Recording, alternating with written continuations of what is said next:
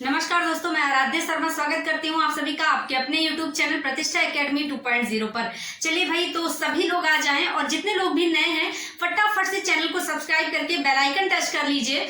और देखिए, आपको एक चीज मैं बता देती हूँ, क्लास को पूरा देखिएगा। अगर क्लास आपको अच्छी लगती है तो एंड में लाइक कर दीजिएगा, शेयर कर दीजिएगा अपने पढ़ने वाले दोस्तों में। एंड यहाँ पर प्रतिष्ठा एकेडमी 2.0 के चैनल पर आपको Indian constitution and Indian history दोनों ही पूरा बेसिक से स्टार्टिंग से सीरीज वाइज पूरा चैप्टर बाय चैप्टर मिल रहा है आपको यहाँ पर।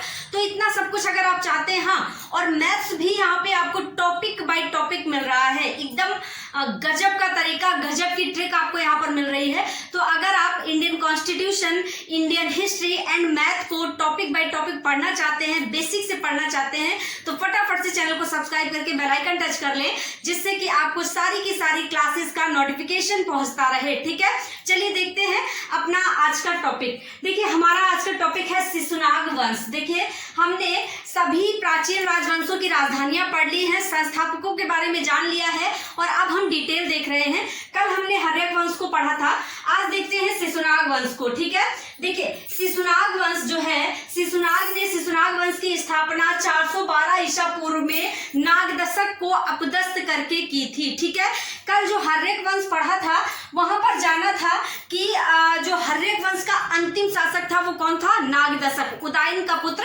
नागदशक अंतिम शासक था। अब उसे अपदस्थ करके शिशुनाग ने शिशुनाग वंश की स्थापना कर दी। ठीक है, अब हर्यक वंश खत्म, यहां से आता है शिशुनाग वंश। कब? 412 में। किसे अपदस्थ करके? नागदशक, जो कि हर्यक वंश का अंतिम शासक था। ठीक है, चलिए भाई, शिशुनाग ने अपनी राजधानी पाटलिपुत्र से हटा करके वैशाली में स्थापित की।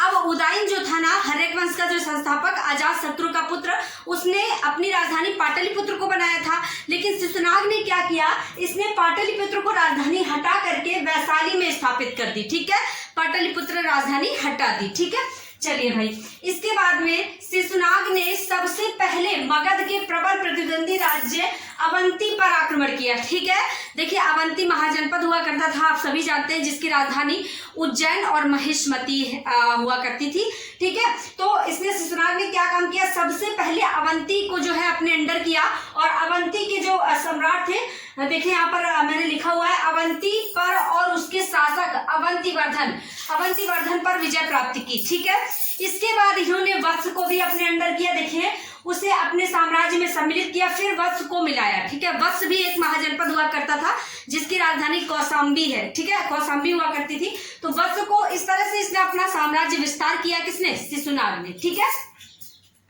शिशुनाग का पुत्र कालाशोक मगध का शासक बना। अब शिशुनाग के बाद में कौन आता है? कालाशोक, जो कि इनके पुत्र थे कालाशोक, ये मगध का शासक बना।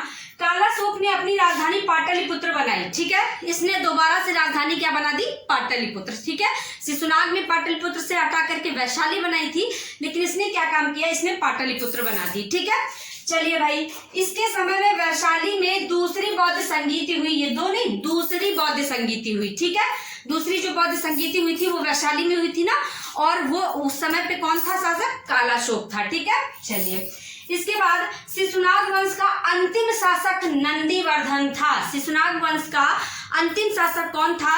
नंदीवर्धन था। ठीक है, तो भाई ये जो टॉपिक है शिशुनाग वंश का, ये यहाँ से कंप्लीट होता है। यहाँ पर इतने ही मोस्ट इंपॉर्टेंट पॉइंट थे, इससे ज्यादा आपसे शिशुनाग वंश से कुछ भी नहीं पूछता है। ठीक है, अगर आपसे पूछेगा तो बस शिशुनाग वंश की स्थापना किसने की, किससे अपदस्थ करके की।